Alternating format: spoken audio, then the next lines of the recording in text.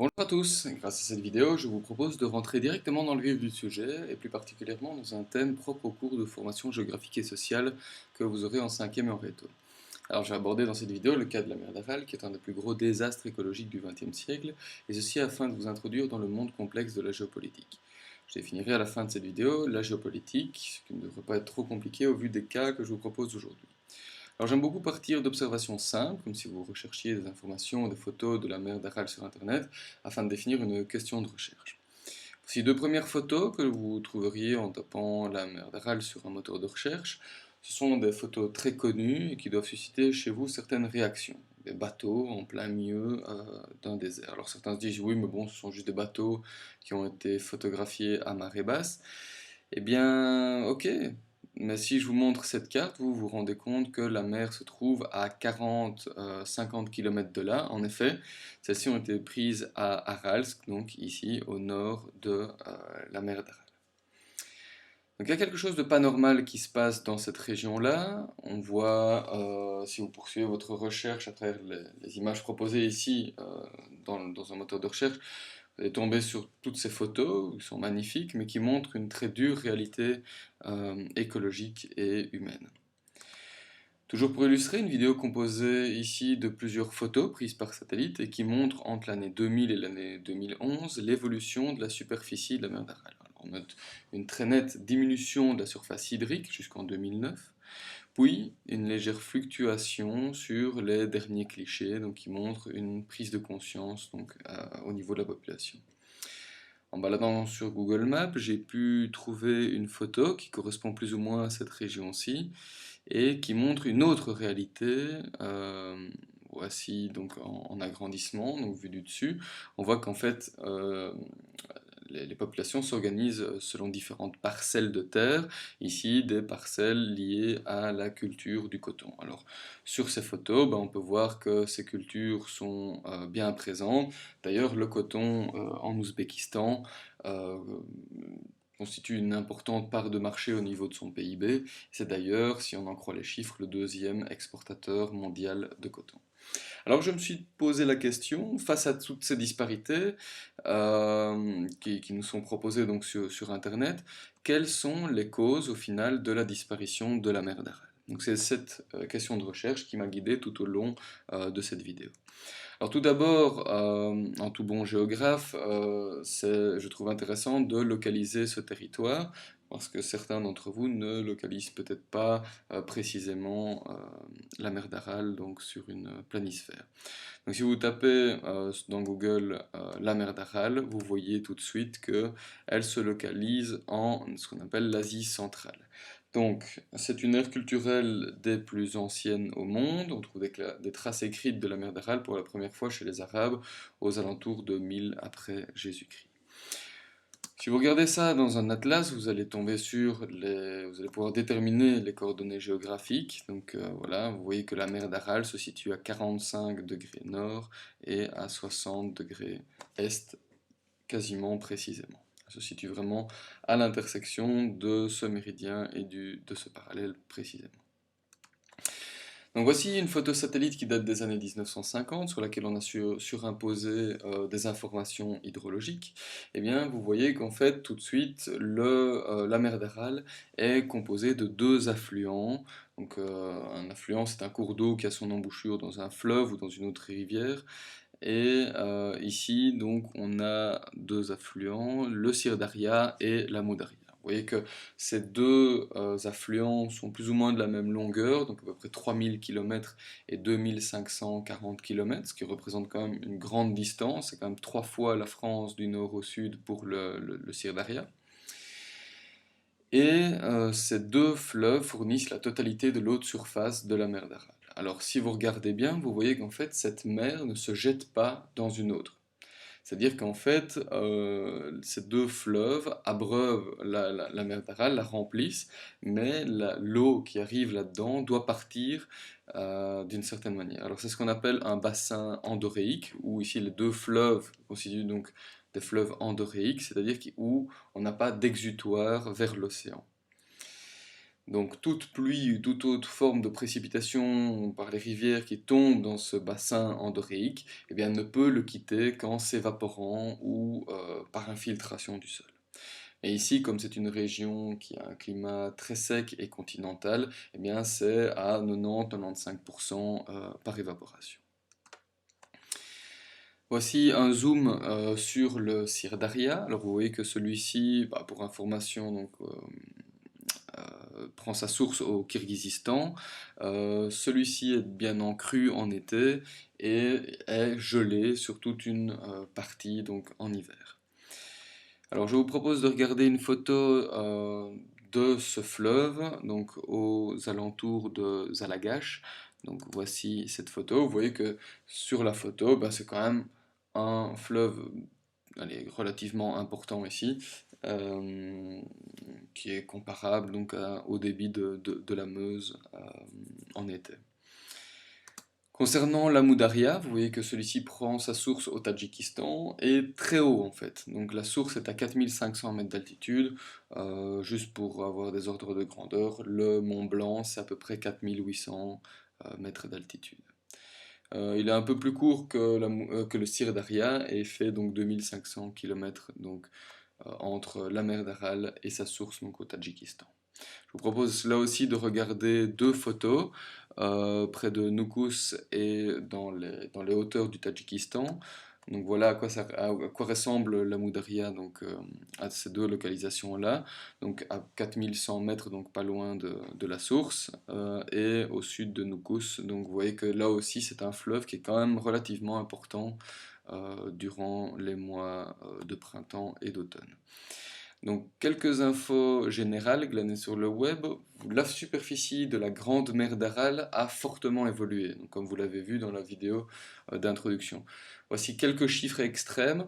Donc, dans les années 57, celle-ci valait 68 000 km², ce qui représente quand même pas loin de 2 fois la Belgique. C'était la 4e plus grande étendue d'eau à l'époque intérieure, donc dans des continents au monde.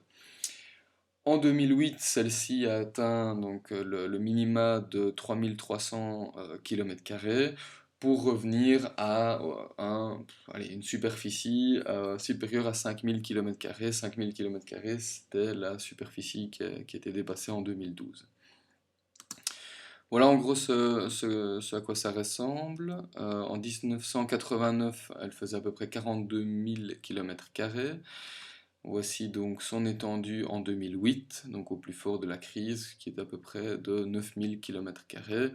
On peut comparer ici grâce au contour donc de 1989, l'étendue des dégâts. Vous voyez que entre ces deux dates, elle a à peu près perdu facilement un cinquième, voire un sixième de sa superficie.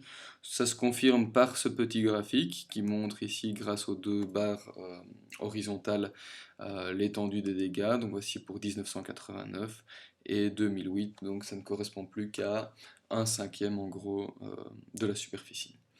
Vous voyez que le graphique ne s'arrête pas là, et si on remonte jusque dans les années 50, 60, on avait des superficies allant quasiment jusqu'à 70 000 km². Voilà, comme ceci. Donc actuellement, par rapport à cette date-là, eh bien, la mer d'Aral ne représente plus que environ 14%. Donc si on fait la petite synthèse ici, il reste environ un cinquième par rapport à 1989 ou 14% par rapport à 1955. Donc vous voyez que l'allure de la courbe montre que cette accélération, montre une certaine accélération de la désertification dans cette région. Donc voici pour l'allure de la courbe. Le climat est tempéré continental, donc on se situe bien en plein milieu du continent eurasiatique.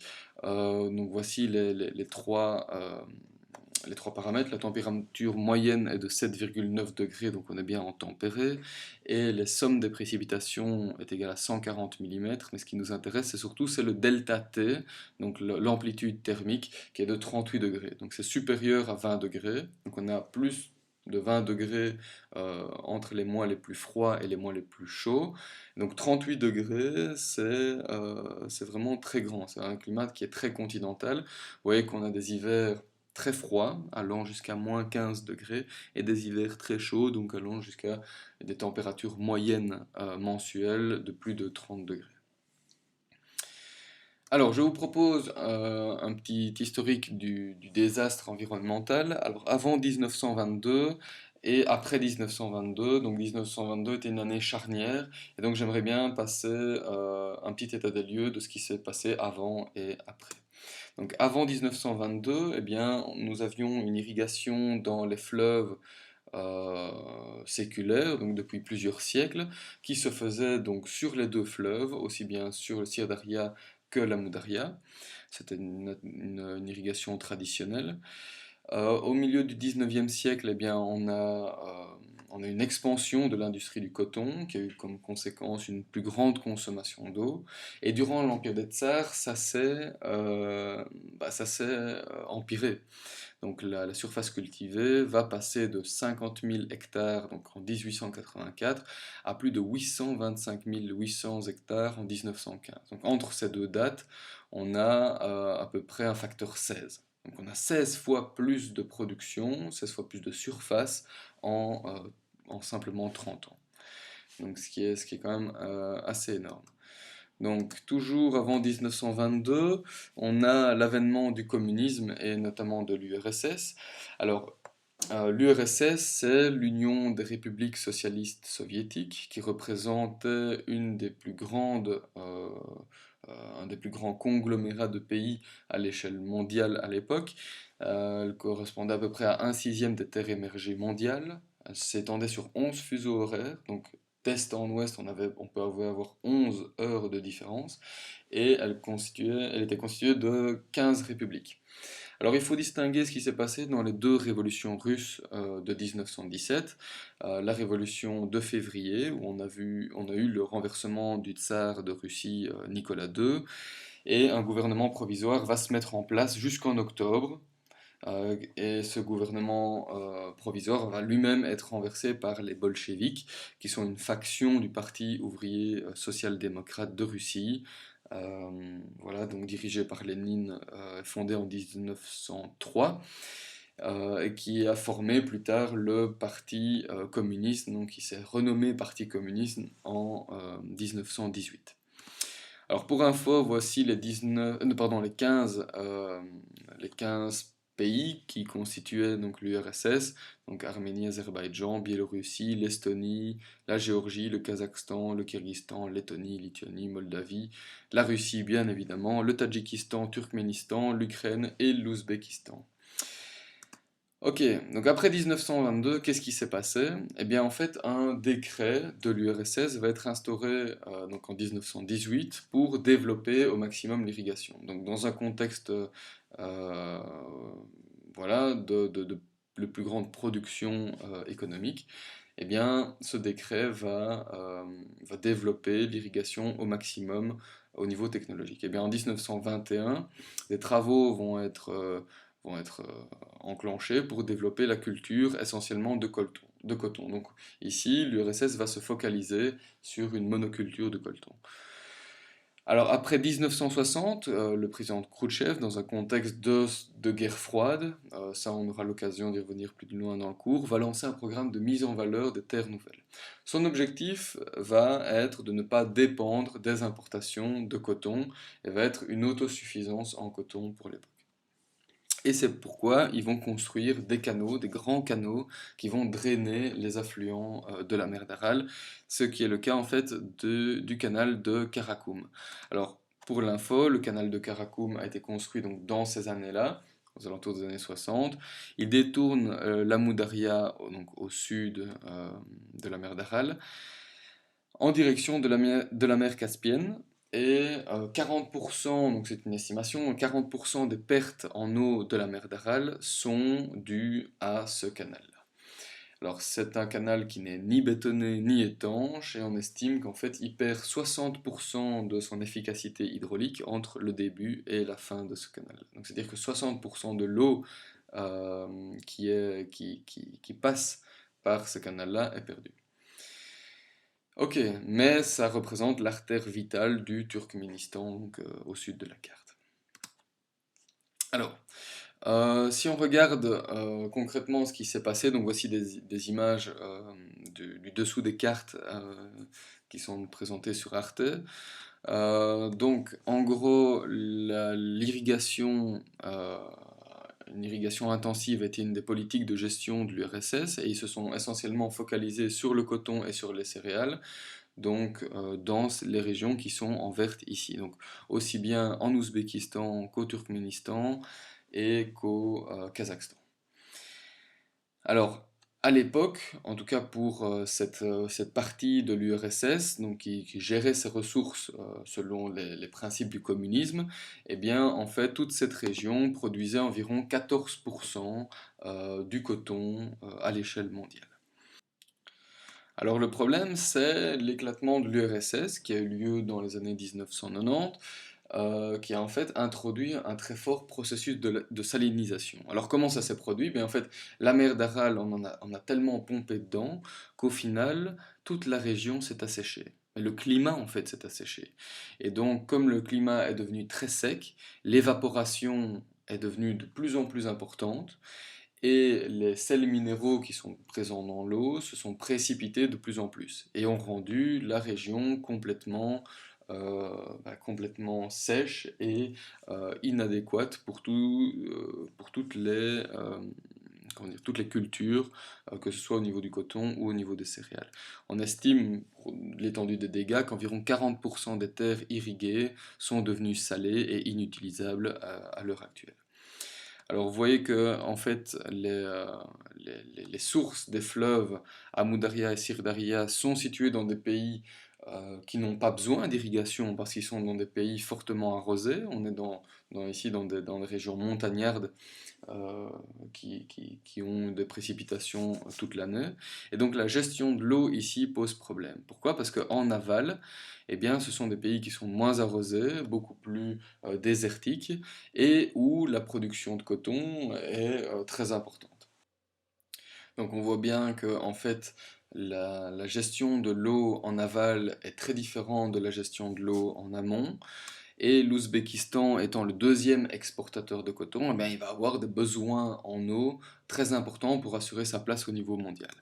Comme l'illustre ce graphique qui montre la répartition des ressources en eau dans la région, l'Ouzbékistan prend 52% des ressources en eau provenant de la Moudaria et du Sirdaria, le Kazakhstan en prend 10%, le Turkménistan à peu près 20%, et l'Afghanistan, le Tadjikistan et le Kirghizistan se partagent les 15% restants. Donc cette répartition en eau, évidemment, provoque des tensions entre les pays producteurs, le Tadjikistan et le Kirghizistan, et donc ceux qui détiennent l'eau, et les consommateurs, les autres, donc l'Afghanistan, le Turkménistan, l'Ouzbékistan et le Kazakhstan, qui se partagent la plus grosse part du gâteau. Donc on voit qu'on a un prélèvement en aval très important qui crée des tensions entre des pays. Alors penchons-nous dans un premier temps sur un cas particulier, le barrage du Toktogul au Kirghizistan. En fait, durant la gestion communiste du temps de l'URSS, eh bien, en fait, ce barrage relâchait environ 75% de son eau en été afin d'assurer une bonne production de coton et de céréales sur le territoire de l'Ouzbékistan et du Kazakhstan. Et en hiver, afin de ne pas faire déborder l'eau lorsque les canaux sont gelés, eh bien, on relâchait beaucoup moins les vannes, et donc on produisait beaucoup moins d'hydroélectricité. Alors, donc on a commencé à avoir des échanges d'électricité contre des hydrocarbures entre le Kazakhstan et l'Ouzbékistan.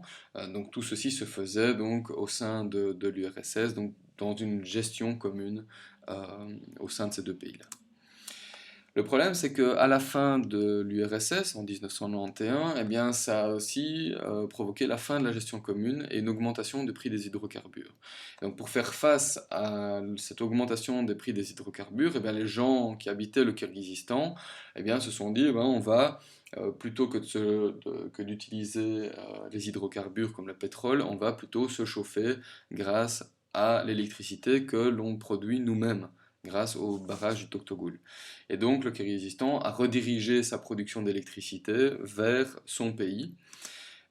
Et donc, pour avoir plus d'énergie, donc pour satisfaire à la demande durant les mois d'hiver, eh bien donc il a dû relâcher plus d'eau en hiver, donc il a atteint donc presque 75% au lieu des 25 initiaux, et beaucoup moins en été, ce qui a provoqué en fait pas mal de problèmes en aval, notamment à Kyzyl-Orda, plus au Kazakhstan, et un peu au sud donc, du barrage du Toktogul, où on a eu des inondations très fortes durant les mois d'hiver, dans les canaux gelés, et des grosses sécheresses durant les mois d'été. Si on se penche sur la région au sud ici, dans un deuxième temps, du côté du Turkménistan, alors le Turkménistan a voulu à un moment développer ses cultures de coton de manière très intensive et a notamment voulu créer un énorme lac, qu'ils ont appelé ça le lac du siècle d'or, donc en plein milieu de son territoire. C'est un lac artificiel qui serait alimenté donc, par le canal de Karakoum et afin de produire plus de coton, donc pour passer de 1,8 million d'hectares à environ 2,2 millions d'hectares par an.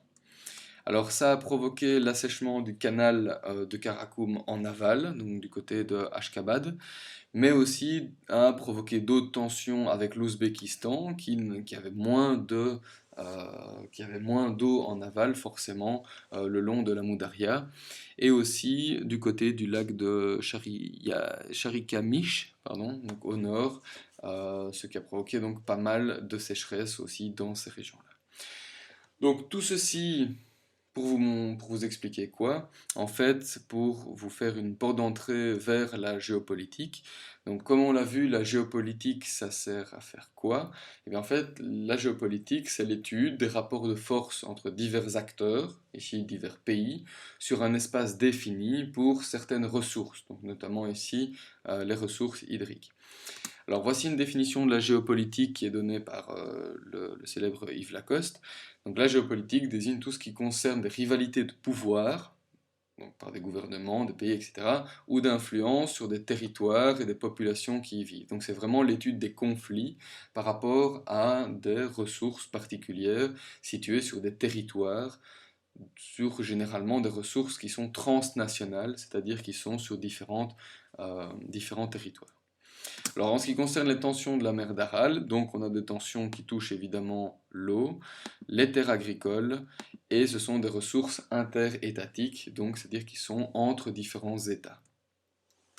Alors en conclusion, bien, à la fin de l'URSS, la gestion centralisée et commune de l'eau est devenue très compliquée. En fait, il n'y a plus de gestion vraiment centralisée dans la région. On a vu donc le retour à des nationalismes très forts, donc chaque pays étant évidemment intéressé à développer son économie propre. On a eu donc des manques de coopération et de confiance entre les différents acteurs, et on a vu la résurgence de régimes plus autoritaires, quasi dictatoriaux dans la région. Par exemple, les experts qui ont montré que ça allait provoquer des désastres écologiques, eh bien, se sont fait tout simplement emprisonner. Donc, je vous parle ici des experts donc, du Turkménistan. Le non-respect et de gestion commune de ces ressources, c'est ce qu'on peut appeler la mauvaise gouvernance. Là aussi, on aura l'occasion d'y revenir. Donc, c'est un terme que l'on emploie lorsque des ressources environnementales sont mal gérées parce qu'elles sont justement communes au sein de différents pays. Voilà, donc j'espère que cette vidéo vous a plu. Elle était un peu longue, mais on a vu comme ça en une fois donc tous les problèmes qui touchent la mer d'Aral. Cela vous fait une bonne introduction aussi à la géopolitique. Et donc on se retrouve la prochaine fois pour une nouvelle vidéo. Voilà, à la prochaine!